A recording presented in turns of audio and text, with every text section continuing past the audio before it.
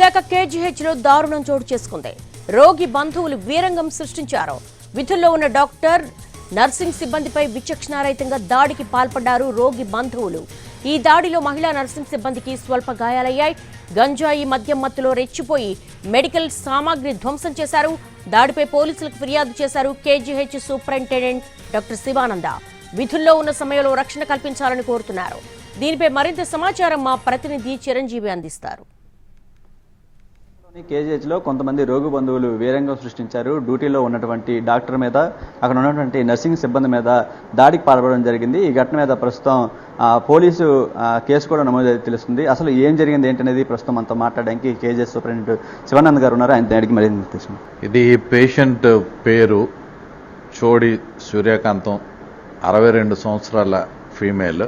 తీసుకొచ్చేటప్పుడే పేషెంట్కి ఆయాసం ఉంది, ఫీవర్ ఉంది, కాఫ్ అప్పటికే ఒక 4 రోజుల నుంచి సఫర్ అవుతున్నారు. ఈవిడ నైట్ 9-10 ఆ టైంలో ఇమ్మీడియట్గా ఆవిడకి చెస్ట్ పెయిన్ రావడం అనేది జరిగింది. సిటీలో కొంత ప్రాబ్లం ఉందని, చెస్ట్లో బ్రాంకోన్యూమోనియా ప్రాబ్లం ఉందని తేలింది మనకి.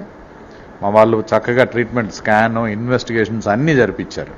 సో ఇదంతా ఫైనల్గా septic shock with pulmonary oedema with problem ఉందని చెప్పి ఫైనల్గా మా వాళ్ళు డయాగ్నోస్ చేసి పేషెంట్ ఏమొచ్చి 9:50కి అరౌండ్ 9:50కి పేషెంట్ చనిపోవడం అనేది జరిగింది. In spite of all the good efforts of treatment. దీనికి సడన్గా పేషెంట్ చనిపోయారని ఈ పేషెంట్ తాలూకా వాళ్ళ ఆందోళనకి గురయ్యి మొత్తం అందరూ ఒకేసారి మాబ్ లాగా వచ్చి మీద ఒక్కసారి హాస్పిటల్ స్టాఫ్ మీద, హాస్పిటల్ ప్రాపర్టీని కూడా వాళ్ళు బీపీ ఆపరేటర్స్లు అవన్నీ ధ్వంసం చేయడం అనేది జరిగింది. సో హాస్పిటల్ సిబ్బంది మీద కూడా అటాక్ చేయడానికి ట్రై చేశారు, అటాక్ చేశారు.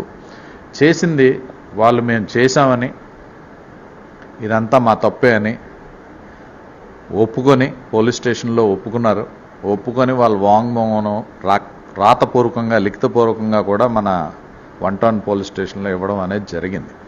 ఆ రిపోర్ట్స్ అన్నీ వాళ్ళ దగ్గర ఉన్నాయి. ఇందులో ఏ అబ్బాయి అయితే లోహిత్ అనే అబ్బాయి అందరినీ కొట్టడం అనేది జరిగింది. ఒక అమ్మాయి ఒక స్టాఫ్ నర్స్ మీద చేయి చేసుకోవడానికి ప్లస్ ఆవిడ మీద రూడ్గా ప్రవర్తించింది. ఈ రూడ్గా ప్రవర్తించే ఆ అమ్మాయిని కూడా మేము కంపల్సరీ పోలీస్ స్టేషన్ పంపించాం.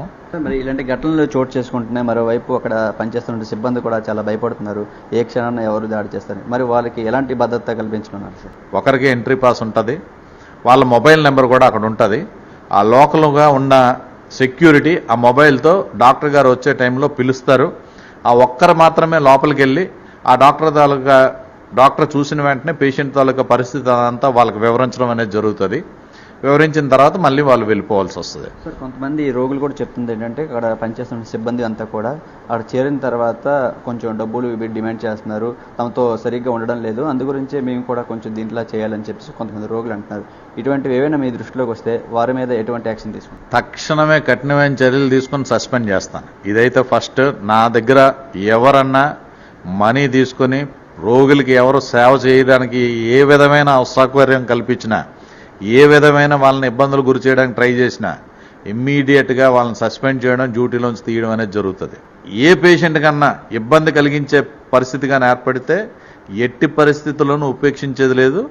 తగు చర్యలు, సస్పెన్షను 100% నేను తీసుకొని వాళ్ళని యాక్షన్ అయితే తీసుకోవడం అనేది జరుగుతుంది. ఈ నిన్న జరిగినటువంటి ఘటనకు సంబంధించి ఏదైతే రోగు తాలూకా బంధువులు మద్యం మత్తులో, అదేవిధంగా కొంచెం డ్రగ్ తీసుకునే వాళ్ళకం చూసి దాంట్లో ఈ విధంగా దాడి చేశారు. అక్కడ విధుల్లో ఉన్నటువంటి డాక్టర్ మీద, అదేవిధంగా నర్సింగ్ స్టాఫ్ మీద కూడా దాడి చేయడం జరిగింది. ఈ ఘటన మీద కేజీహెచ్ సూపరింటెండెంట్ కూడా పోలీసులకు ఫిర్యాదు చేయడం జరిగింది. తదుపరి యాక్షన్ కూడా తీసుకునే అవకాశం కనిపిస్తుంది.